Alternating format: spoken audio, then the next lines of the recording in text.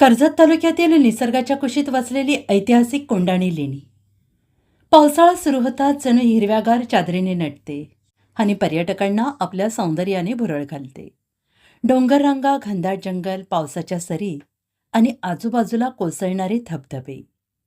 या मनमोहक वातावरणात कोंडाणी लेणीचा अनुभव पर्यटकांसाठी अविस्मरणीय ठरतो. शतकानुशतके जुना इतिहास आपल्या अंगाखांद्यावर जपणाऱ्या या लेण्या बौद्धकालीन स्थापत्य कलेचा महत्त्वपूर्ण वारसा मानल्या जातात. दगडात कोरलेली रचना, भव्य चैत्यगृह आणि विहार पाहताना प्राचीन काळातील समृद्ध कला आणि संस्कृतीची साक्ष पडते. विशेष म्हणजे पावसाळ्यात कोंडाणी परिसराचे सौंदर्य आणखीनच खुलून दिसते. डोंगर रंगावरून वाहणारे पाण्याचे प्रवाह, धुक्याची चादर आणि हिरवाईने नटलेला परिसर पर्यटकांना अक्षरशः मंत्रमुग्ध करतो. आणि यामुळेच मुंबई, ठाणे, रायगडसह राज्याच्या विविध भागातून मोठ्या संख्येनं पर्यटक आणि निसर्गप्रेमी कोंडाणी लेणीला भेट देत आहेत. इतिहासाची साक्ष देणाऱ्या या प्राचीन लेण्या आणि निसर्गाने मुक्त हस्ताने उधळलेलं सौंदर्य हा अनुभव प्रत्यक्षातच घ्यावा असा. मात्र पर्यटकांनी या ऐतिहासिक वारशाचे जतन करताना स्वच्छता राखावी आणि पावसाळ्यात आवश्यक ती काळजी घेऊनच पर्यटनाचा आनंद घ्यावा. कर्जत तालुक्यातील कोंडाणी लेणी इतिहास, निसर्ग आणि पावसाळी पर्यटनाचा एक अद्भुत संगम. पर्यटक इथं मोठ्या प्रमाणात येत आहेत आणि या बुद्ध लेणीचा जो आकर्षण आहे तो प्रचंड आहे पर्यटकांमध्ये. खास करून या लेणीवरनं वाहणारे हे जे धबधबे आहेत हे अप्रतिम आहेत. ह्याबद्दल शब्द कमी पडणार आपल्याला, कारण तुम्ही पाहू शकता की इतका सुंदर पर्यटन स्थळ आपल्या या कर्जत तालुक्यामध्ये आहे. आपण इकडं जे देखरेख करतात त्यांच्याशी आपण चर्चा करण्याचा प्रयत्न करूया, माहिती घेण्याचा प्रयत्न करूया. दादा, काय सांगाल, या लेणीचं काय महत्त्व आहे? ह्या लेण्या सगळ्या ध्यान तपस्यासाठी बनवलेल्या जागा आहेत. सगळ्या इथे येऊन पहिले इसवी सन पूर्व 2ऱ्या शतकातल्या लेण्या आहेत. ह्या लेणीला तर 2200 वर्ष झालेली आहे. तर इथे त्यापूर्वी ध्यान तपस्या करत होते. साधू लोक जी ध्यान तपस्या करत होती ती साधू लोक इथं साधना करायचे, तपस्या करायचे आणि त्यासाठी बनवलेल्या जागा होत्या सगळ्या. मग आणखीन काय इथं पर्यटक इथं कशासाठी येतात?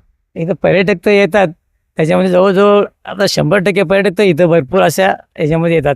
तर त्यातले जवळजवळ 80% पब्लिक जो पर्यटक लोक आहेत ते खास फक्त पाहण्यासाठी येतात आहेत. आता इथे एक लिपी वरती त्या इथे बघा, त्या इथे एक वरती लिपी आहे. ही पाली भाषा, ही बघा, ती पाली भाषा लिपीमध्ये लिहिलेली आहे. त्या पाली भाषेत आता ती जी पाली भाषा जी आहे ती खाली ते डिकोड केलेलं आहे. त्याचं ट्रान्सलेशन डिकोड तिथं केलेलं आहे ते खाली.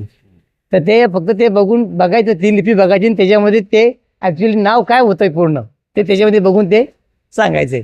तर ते मला माहिती आहे, म्हणजे बऱ्यापैकी का कनस अंतवासी न बलके न कथन असं ते नाव आहे.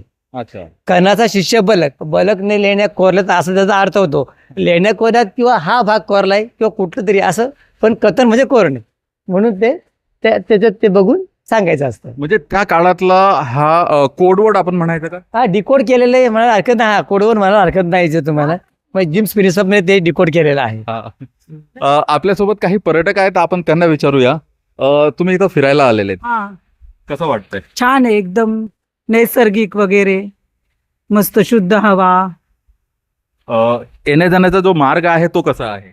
व्यवस्थित आहे. थोडंसं काहीतरी हे करायला पाहिजे, रिबीन वगैरे बांधायला पाहिजे आणि थोडंसं व्यवस्थित करायला पाहिजे.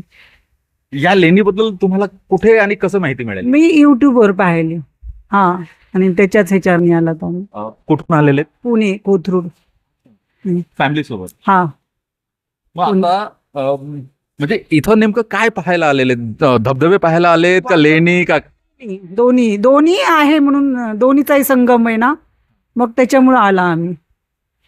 मग आता तुम्ही फिरलेत, इथं फिरतायत, कसं वाटतंय तुम्हाला? एकदम म्हणजे जुन्या काळात हे एवढं कोरलेले आणि ते म्हणजे आजोबा वाटतोय, असा आजोबा असं एकदम, म्हणजे कशाने केलं असेल हे एवढं. त्यावेळेस तर हे नव्हते काही हत्यार वगैरे काही कोरायला, म्हणजे त्या काळात तर इंजिनिअरिंग काही शब्द नव्हता आणि काही, आणि तेच केलं कशाने असेल बरं. इंजिनिअरिंग सुद्धा हे कोरलं कशाने असेल का, कोणत्या ह्याने कोरलं असेल असं? आजच्या युगात तर सर्व काही सोयी सुविधा उपलब्ध आहे, तरी सुद्धा हे करू शकत नाही आजच्या घडीमध्ये. हा, ते आज करतात पण सगळं आहे ना त्यांना अवेलेबल. त्यांना काहीच अवेलेबल नव्हतं आणि त्यांनी कसं केलं असेल हे आश्चर्य वाटतंय लेण्या पाहून. थँक्यू. आपल्यासोबत आणखीन काही पर्यटक आहेत, आपण त्यांना विचारूया त्यांची काय भावना आहे यावेळेस. ताई, कुठून आलेत तुम्ही? कल्याण. कल्याणवरनं. काय पाहायला आले ते? या गुंफाच बघायला आलोय. म्हणजे मला काय याच्याविषयी काय आयडिया नाहीये. आम्ही फर्स्ट टाइम आलोय. कुठून माहिती मिळाली? माझ्या मिस्टरांना माहित होतं. त्यांच्या इथं येऊन तुम्हाला कसं वाटतंय आता? मस्त. नाही, काही ग्रुप आपल्यासोबत बसलेले आहेत. पुराणो, कुठून आले तुम्ही लोक? हा, हा कुठे आला? हा कोंढाणा लेणी. नाही नाही नाही नाही, तुम्ही लोक कोणत्या गावातून आलेले? आम्ही करवंडी गावामधून आलेले आहे. तालुका? कर्जत, जिल्हा रायगड. अच्छा, म्हणजे तुम्ही याच तालुक्याचे आहे? हा. बरं. काय इथं काय विशेष, काय या लेणीमध्ये काय विशेष? कोंढाणा लेणी बौद्ध लेणी आहे. इथं खूप सारे बघण्यासारखे वॉटरपूल आहेत. अजून इथं खूप सारे बघण्यासारखे. ते तिकडं ते बौद्ध ते तिथं जे बोलतात ते पूर्ण इच्छा होते पूर्ण. बस. तर आपण पाहायला गेले तर ही कोंढाणा लेणी आहे आणि ह्या लेणीमध्ये लेणीमध्ये जे कोरलेले काम आहेत ते स्पेशली ते पाहण्यासाठी लोक लांबून इथं येत आहेत.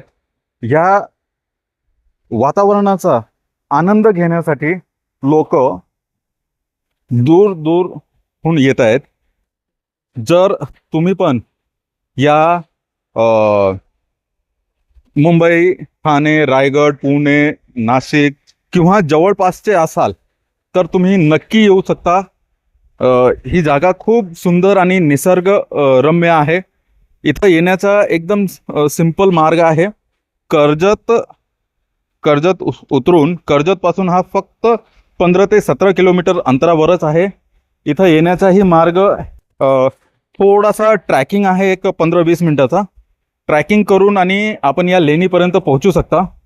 या लेणीमध्ये पोहोचल्यानंतर तुम्हाला हा ऐतिहासिक अशी ही लेणी आहे हे तुम्हाला इथं पाहायला मिळणार आहे. आणि त्याचबरोबर निसर्गाने दिलेला खूप छान आणि सुंदर धबधबे तेही तुम्हाला इथं पाहायला मिळणार आहे.